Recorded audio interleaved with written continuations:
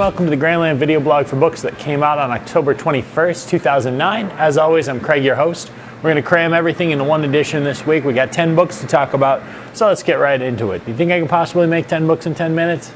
I don't know. I have a bad habit of rambling on too long. But let's start with Amazing Spider-Man 609. This continues the Who Was Ben Reilly story.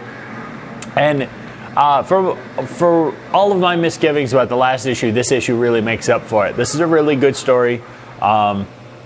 Exciting to see more of this story come out. I know that there was this whole, Ben Reilly's a bad guy, and now we're kind of not seeing that side of it anymore.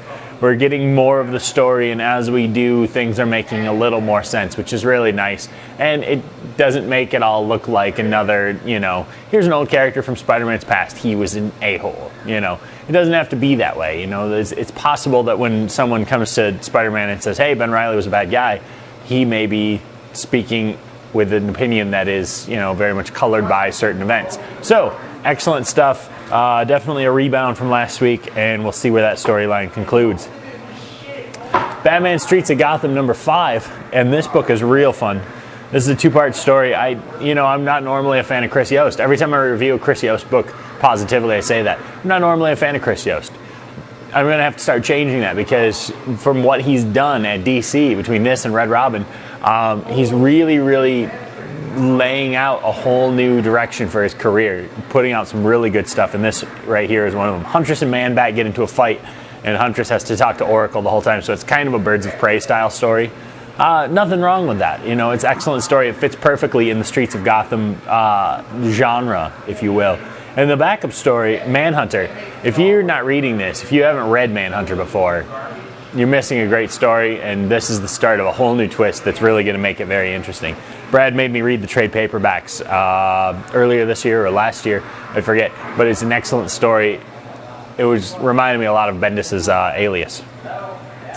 Dark Reign the List Hulk continues, the Dark Reign the List series. And Greg Pak here, the art is great. Ben Oliver does a great job of having this Ariel Olivetti style. And Greg Pak tells an interesting story, a decent story. You've got Banner, you've got Scar, you've got Miss Hand, which we get to see Miss Hand in action, which is kind of interesting, and Moonstone, Miss Marvel. And it's a cute little story. Again, $4? No, not necessarily. But if this is as important as it is, it really should have been in an Incredible Hulk book, rather than being a one-shot. There's something that happens here that possibly is going to feed into something, and I'm presuming is going to go in that direction. Without saying too much, I expect it to pay off, but interesting stuff. Dark Wolverine number 79. This is a good story, but qualifier. It turns more into a story about these people that Osborn hired to make Dicken look good. Basically, he said, here's these guys, we're going to feed some stuff to Dicken, and we're going to make Wolverine look good because he's going to bust up these bad guys.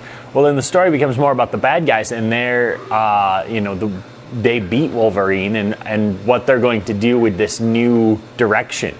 And it's interesting, but it does come back to Wolverine in the end. But in the meantime, it's just kind of like, I wonder. And as for the GrandLAN cover, this could go away. This is completely worthless. It's ridiculous, unnecessary cover that doesn't fit the story really very well. So, there you have it. It's still a good story, but it's kind of interesting to see it go away from Dark Wolverine. Next up, JLA 38.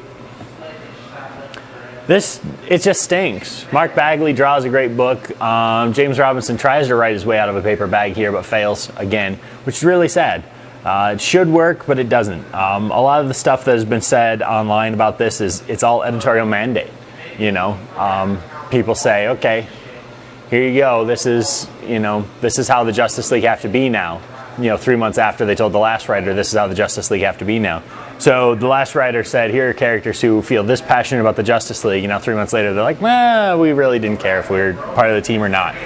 It's weak. It's a really weak book, which is unfortunate because it's another chance to relaunch the team. It's controversial new Detroit-style roster. And then, of course, we don't even get started because we just go, hey, everyone, let's get sucked into a Blackest Night crossover. I can take it or leave it. Prefer to leave it. Mighty Avengers number 30. I can't believe this book's up to number 30 already. It doesn't seem like it's been that long. Slott and Christos Gage do a fantastic job of continuing to tell a real fun Avengers book. I've said this from the get-go when Slott took over after Secret Invasion, that if you wanted a book that was, slam bang Avengers action in the tradition of the Avengers pre-disassembled, this is the book, and it still is. It's a great book. It's a fantastic fun ride. A lot of really crazy things. Hank Pym gets a lot of credit where he doesn't normally get that, so it's interesting to see that unfold. Punisher Noir number 3. I know Blue and I had talked about, my good friend Blue Goblin. Shout out, brother. We talked about number 1 not being that good, and we talked about number 2 being a little better, and there was a very good surprise ending. I liked it a lot. I don't think Blue liked it as much as I did. So I'm very curious to see what he says about number 3. I really, really like this. This is definitely going Brubaker criminal style, full-on noir. And it fits the Punisher image, and it fits the Noir image. So when originally when they said Punisher Noir, it was kind of a redundancy because we said, oh, okay, so there's going to be a guy telling a sad story about killing people. Yeah, whatever. That's a Punisher story. It's kind of redundant. But no, they've done a really good job. Frank Thierry, who has been at Marvel and wrote all sorts of underground, pulpy sort of stuff in his time at Marvel and at DC, has done a really good job of showing Punisher while also making it a noir story. So very happy with that. Blue Water continues the Obama mania with Puppy Power Bo Obama. Can't believe I'm saying this. I would like to just trash this book beyond belief, but I feel a lot of sympathy about it because the stuff that's in it makes it read like a children's book. It's in the wrong format. It's in the wrong medium, a $4 children's book from a publisher like Blue Water Comics. It's not going to get to its intended audience. But the thing is that makes me feel real bad for it is that it misspells Great Britain. How do you misspell Great Britain? That's what I want to know. So I would love to give this a throw, but I'm just going to set it over here because I'm not quite angry at it, but it doesn't deserve to be with the rest of this stuff.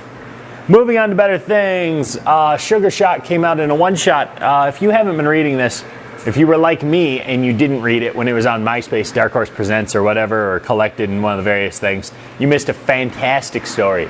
This is a wild, great, just fun, so good thrill ride. I can't possibly explain it. It's like a band titled Sugar Shock who gets kidnapped to an intergalactic battle of the bands. And there's so many twists and great characterization.